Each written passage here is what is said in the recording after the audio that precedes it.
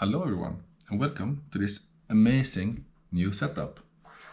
See, it's all white, very professional. Today we have something that's quite exciting. One thing that you need for your bike, obviously, we talked about this before, is like proper colors and proper stuff to make it look cooler so you go faster. So I contacted this lovely company. Components from America. Maybe you recognize the logo. They do pretty cool stuff. I sent them this amazing promotional video, which they obviously loved. What's that? Piece of garbage RAM. Ugh. I think this is just worthless. 500 subscribers. So of course, you know, I'm famous. I can offer you all the best content, all exposure, everything you're not getting right now. It's not like this boring ass how-to video or unboxing. Right guys, so today we're unboxing this super nice mock-off chain lube. Thanks for watching and big thanks to my sponsor Raid Shadow Legends. Link in the description. And no, I did not get like a full factory sponsorship, but I get some sort of privateer sponsorship sort of deal. What I love about this brand is that they really appreciate the beauty in things and the way that the function makes something look pretty. Today we're going to install this golden letter. Well, I'm gonna save that for later. So this is what we're installing. These are 5DEV cranks. Would you just look at that?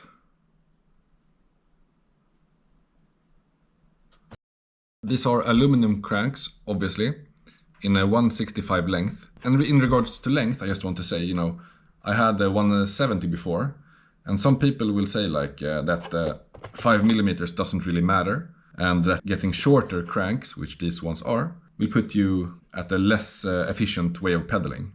If you have your lovely bike here, this is going to be really hard to draw upside down.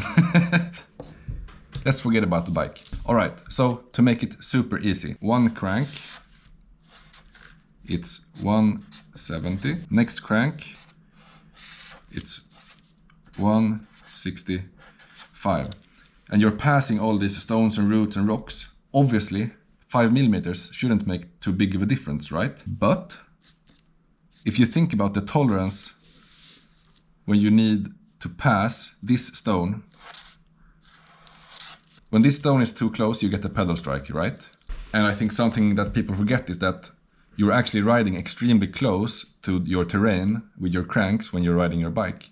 So sometimes the difference actually is just a few millimeters, and then taking away 5 of those millimeters actually does make a difference. If the distance from your pedal to the stone, let's say it's 1 centimeter, here, that's 1 centimeter. If you decrease the length of the crank, so the distance becomes 1.5 centimeters, then that's a 50% increase in clearance. And 50% increase in clearance is actually quite a lot when you think about it.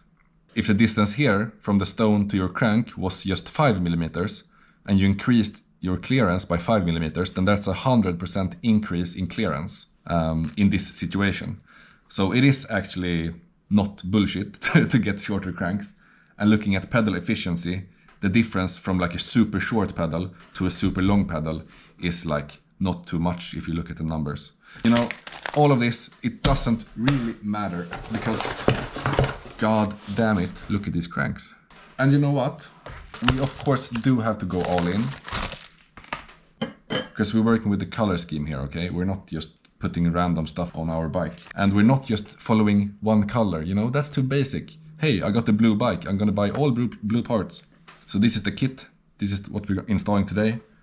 And it's gonna be magnificent. This is like everything you get in the box. But you get these pedal washers, nuts, cranks and everything, but like there's no notes, no stickers, no nothing. And of course there could be some arguments, you know. Didn't you just crash your 2 previous races and got the shit placement?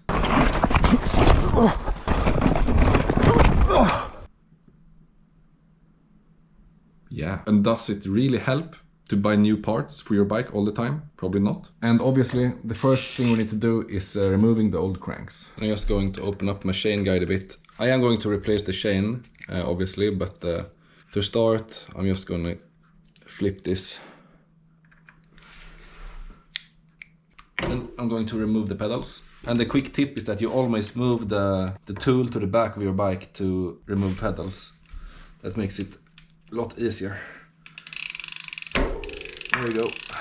Because sometimes it can be hard to remember like which side is supposed to go in which direction. So that's number one. And now we will see if I can do this with just this tool, otherwise I have a bigger one. This is 54 Newton meters tightened.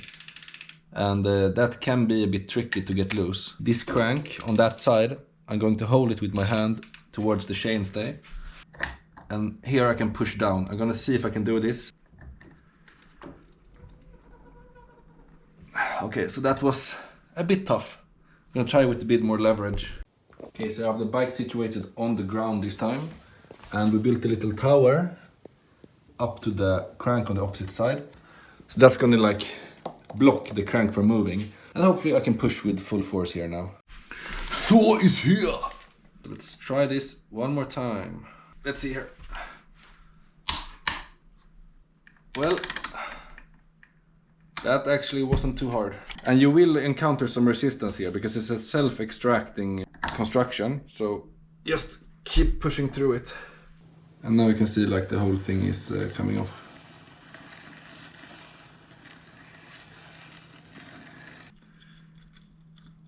Take the chain off here. I'm just gonna let it hang for now.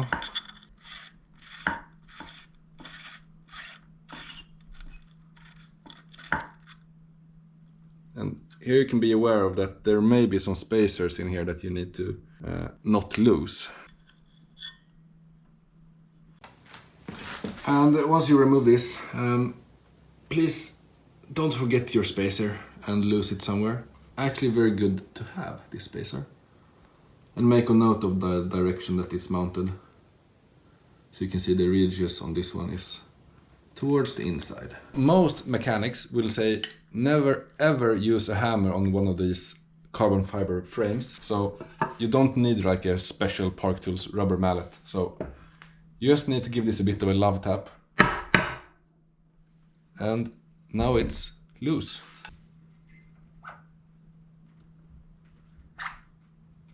If you do take a look in here, you can see that it's filthy. So obviously we need to clean it. Next step is just make sure everything is nice and tidy around this area. And now when this is spicily, sprinkly, sparkly clean, it's time to put the cranks together and then install them. So we want to get these guys looking attached, like these guys. This chainring has an offset of 3 millimeters, and maybe you feel like putting the text towards the outside. Well, but that will in this case be a dumb idea. This is the way to mount it. And that is with the text going in towards the bike. Tiny bit of grease in each of these holes. Then there's really only one way to mount this correctly. You use these screws, and these ones are actually included. And you know these cranks, they're supposedly made from like aircraft, spaceship, going to Mars rover, landing, exploding aluminum. If I build an airplane out of wood and like tar and feces, does that make the feces space grade feces? I don't know. Space. Wow. String theory chainring. It looks super nice and it's probably very good. But it's a space chainring, you know? That's just some lovely machining right here. Next part of this journey, attach this thing to this thing. And it's actually not very complicated. Grease on the threads here, because otherwise you're gonna get a hell of a trouble when you're trying to get this off next time. So you put the same 8 socket that you had before, and it will pull the part inside, as you can see, in that direction. Now this is supposed to be at 54 Newton, but that's not going to work like doing it by hand like I'm doing now. So I'm just going to tighten it as much as I can. So we are ready and set to go. Well, almost. Obviously the most important thing about anything on your bike is just lubing that motherfucker in. I'm also putting some extra grease like just on the inside edge of the bottom bracket here. Are you ready to get penetrated? Oh yes. Oh wow we will do. So right now, if you look at this spacer, I have it all the way closest to the crank. And for the other side, if you remember, we had this spacer with the ridges going in and the text facing out. So we're just placing that in the same position as it was before. Now this will be a magical moment. So we have the other crank facing all the way down. So this one should face all the way up.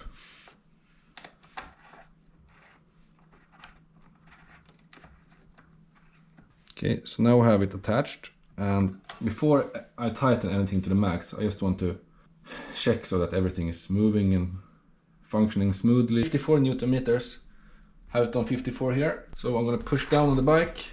Other side is blocked by the wooden thing, like we did when we removed it. And I'm just pushing it. Okay, so if you made it to this point, everything is attached properly. Then you have this play. Don't be alarmed. That's why you have this spacer. So unloosen this 2mm nut. There you go. Then you can just turn the spacer until it reaches the bottom bracket. My camera just died. Well, my B camera, which is my cell phone, by the way. So yeah, then you get rid of all that movement. So now it's secure. I'm fixing up the 2mm bolt here, and it's attached. Holy shit! This bike is starting to become so crazy. This is just like, ooh, it's crazy. Now I just need to stop crashing and stop being a shit rider, and maybe I don't have to be ashamed for having such a nice bike.